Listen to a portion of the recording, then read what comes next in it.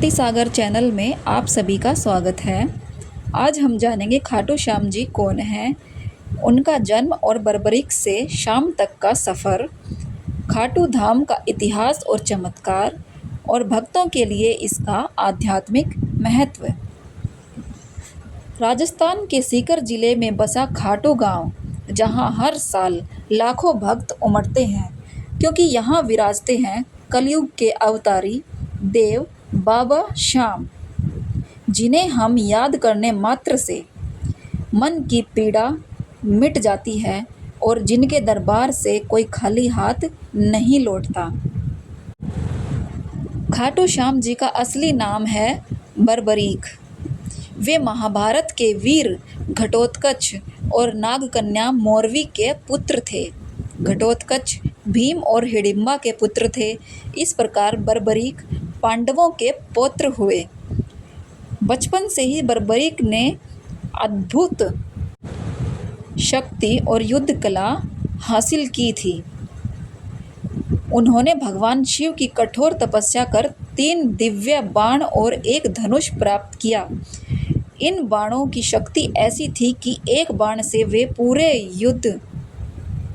युद्ध भूमि को चिन्हित कर सकते थे और दूसरे बाण से उन चिन्हित स्थानों को नष्ट भी कर सकते थे। इसी कारण उनका नाम पड़ा 3 बाणों वाला वीर।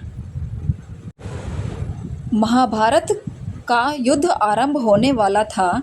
बर्बरीक अपने नाना भीम से मिलने और युद्ध देखने के लिए निकल पड़े। वे तटस्थ रहकर उस पक्ष का साथ देने का प्रण लेकर निकले जो युद्ध में कमजोर होगा। जब भगवान श्री कृष्ण ने उसकी यह प्रतिज्ञा सुनी तो वे साधु के वेश में बर्बरीक से मिले और उनसे उनकी शक्ति का परीक्षण करने को कहा। बर्बरीक ने केवल एक बाण से चारों ओर लगे पेड़ों की पत्तियां भेद दी, यहाँ तक कि श्री कृष्ण की पगड़ी में छुपी पत्ती भी। यह देखकर श्री कृष्ण समझ गए कि बर्बरीक की शक्ति से युद्ध में संतुलन बिगड़ जाएगा। श्री कृष्ण ने बर्बरीक से पूछा, यदि तुम युद्ध में उतरोगे तो क्या करोगे? बर्बरीक ने उत्तर दिया, मैं कमजोर पक्ष का साथ दूंगा और यह बदलते बदलते एक ही योद्धा को छोड़ बाकी सब हार जाएंगे। श्री कृष्ण ने समझा कि इससे धर्म युद्ध का उद्देश्य नष्ट हो जाएगा।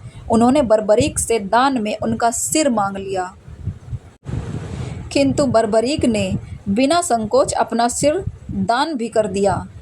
श्री कृष्ण ने प्रसन्न होकर वरदान दिया, कलयुग में तुम मेरे नाम श्याम से पूजे जाओगे और जो भी सच्चे मन से तुम्हें पुकारेगा उसकी मनोकामना पूरी होगी। बर्बरीक का सिर युद्ध समाप्ति तक ऊंचे टीले से महाभारत का युद्ध देखता रहा। महाभारत के कई साल यानी कई हजारों साल बाद कलयुग में बर्बरीक का शीश खाटू गांव में प्रकट हुआ। कथाओं के अनुसार इस स्थान पर चरवाहे के पशु अपने आप मिट्टी खोदने लगे और वहां से दिव्य तेज से युक्त शीश मिला। राजा रूप सिंह चौहान को स्वप्न में आदेश मिला कि वह इस शीश को एक भव्य मंदिर में स्थापित करे। उस दिन फाल्गुन शुक्ल एकादशी थी। तभी से खाटू श्याम जी का मेला और पूजा का शुभारंभ हुआ। भक्त मानते हैं कि खाटू श्याम बाबा उनके मन की हर बात जान लेते हैं। किसी को व्यापार में लाभ चाहिए, किसी को संतान सुख चाहिए, किसी को बीमारी से मुक्ति, बाबा श्याम सबकी सुनते हैं। मंदिर के गर्भगृह में प्रवेश करते ही अद्भुत शांति और आनंद की अनुभूति होती है। कई भक्तों ने यहाँ आकर अपने जीवन की कठिनाइयों से मुक्ति पाई है। बाबा श्याम के दरबार में कोई जात पात नहीं, न कोई बड़ा छोटा। यहाँ हर भक्त एक समान है। यही कारण है कि उन्हें हारे का सहारा कहा जाता है। फाल्गुन मास में लगने वाला खाटू श्याम का मेला लाखों भक्तों की आस्था का संगम है। भजन कीर्तन रथ यात्राएं, हर जगह बस एक ही नाम गूंजता है, श्याम तेरी बंसी पुकारे आधी रात को। यहाँ भक्त पैदल यात्रा करते हैं और बाबा के चरणों में चढ़ावे के रूप में नारियल, चुनरी और प्रसाद अर्पित करते हैं। प्रिय भक्तों, खाटू श्याम जी की कथा हमें सिखाती है कि सच्ची भक्ति में बलिदान, प्रेम और समर्पण जरूरी है। बर्बरीक ने धर्म की रक्षा के लिए अपना शीश दे दिया और बदले में उन्हें अमरता मिली। आज भी जो सच्चे मन से बाबा श्याम को पुकारता है, उसकी नाव पार लग जाती है।